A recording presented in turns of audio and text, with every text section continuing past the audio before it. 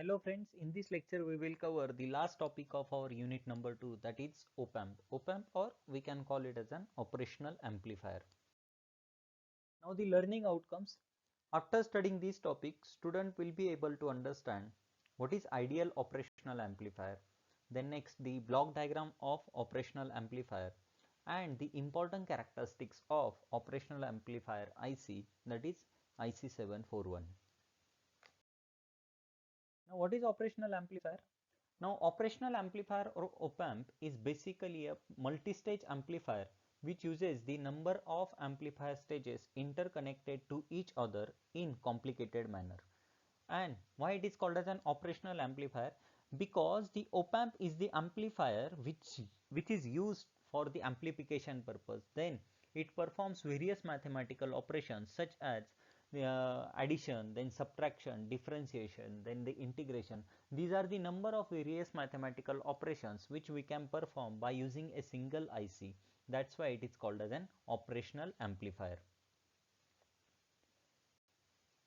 The integrated op-amp offers all the advantages of monolithic integrated circuits, such as the size is small, then the high reliability, then cost is also minimum, then the less power consumptions.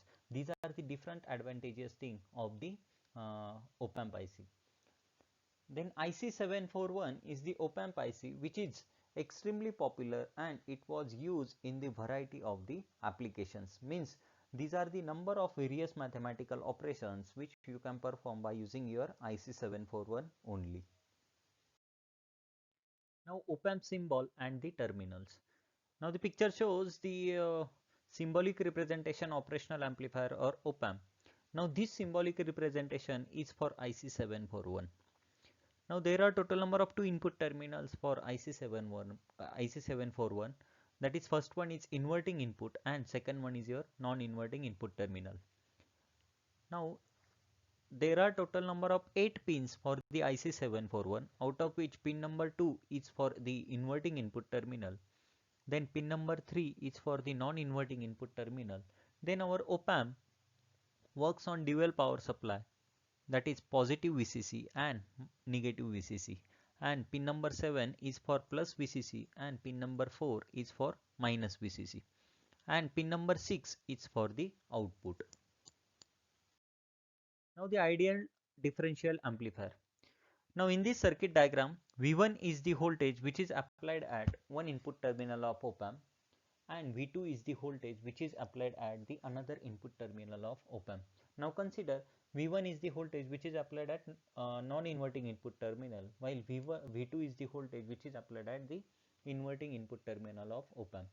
Now what is differential amplifier? Now our op-amp is basically a differential amplifier which amplifies the difference between two input signal. As there are total number of two input terminals, that is inverting and non-inverting. So our op-amp amplifies the difference between these two input signal. Now here the Vd is the differential voltage which is equals to V1 minus V2, and at the output we will get the amplified version of V1 minus V2 or the amplified version of the Vd. So the first concept in ideal differential amplifier, that is differential gain. Now what is differential gain? As we know, differential gain is the voltage gain which is equals to output voltage upon input voltage. Now in this case, VO is the output voltage, AD is the differential gain, and V1 minus V2, or we can call it as an VD, is the differential voltage or input voltage. Now the differential gain can be defined as the gain with which the differential amplifier amplifies the differential signal.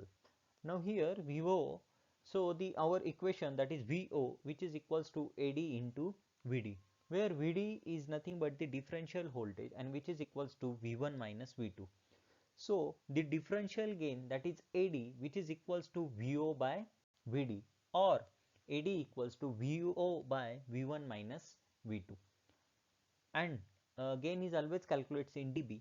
And to convert our decibel value into normal value, we need to convert by using this equation, that is AD into dB, means the differential gain which is in dB, that will be converted by using the equation, that is 20 log to the base 10 VO by VD.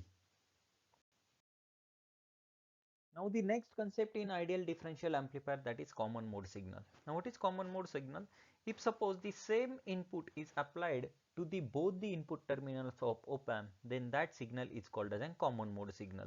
Now in this circuit, V1 is the voltage which is applied at one input terminal of op amp. Similarly, V2 is the voltage which is applied at another input terminal of op amp. Now if suppose the magnitude of both V1 as well as V2 is same, that is 2 volt, then in this case V1 equals to V2 equals to V, and the differential voltage will be equals to yes V1 minus V2, that is equals to 2 minus 2, which is equals to 0. So the output voltage produced by an ideal differential amplifier is 0 for the common mode signal, because op amp is basically a differential amplifier which amplifies the difference between two input signal. As both the signals are common, that is equals to 2 volt, that's why at the output of the ideal differential amplifier we will get the output which is equals to 0. Now third concept, that is CMRR, that is common mode rejection ratio. Now CMRR is the ability of the differential amplifier to reject the common mode signal successfully. Means CMRR is defined as the ratio of differential gain, that is AD, to the common mode gain, that is AC, and it is denoted by letter rho. Means our CMRR, that is rho, which is equals to AD by AC, that is differential gain upon common mode gain. And ideally the CMRR should be infinite, and practically it should be as high as possible. Now the block diagram of operational amplifier. As we know, the op amp is a multi-stage amplifier. So the first stage of the operational amplifier is the input stage. Now input stage is the balanced input and dual input and balanced output differential amplifier. As there are total number of two input terminals for op amp, that is non-inverting input and inverting input. And if you observe the outputs of the input stages, there are total number of two outputs. That's why this stage is called as a dual input and balanced output differential amplifier. And this stage provides the most of the voltage gain of the op amp, and it decides the value of the input resistance, that is Ri. Now the second stage of operational amplifier is the intermediate stage. Now intermediate stage is the dual input but unbalanced output differential amplifier, or we can also call it as an dual input single ended output differential amplifier. And this stage there are several requirements of intermediate stage. First requirement is to there should be a moderately high input and output resistance, and the voltage gain should be high. Now the third stage of the operational amplifier is the level shifting stage. Now due to the direct coupling used between the first two stages, that is input stage and intermediate stage, the input to the level shifting stage is amplified signal with some non-zero DC level. So level shifting stage is used to bring the DC level to the 0 volt with respect to the ground. And which are the different needs of the level shifting stage? First need, when the input signal passes from one stage to other stage, its DC level is goes on increasing. Now due to this increased DC level, the output voltage is gets distorted, and it also limits the maximum output voltage swing.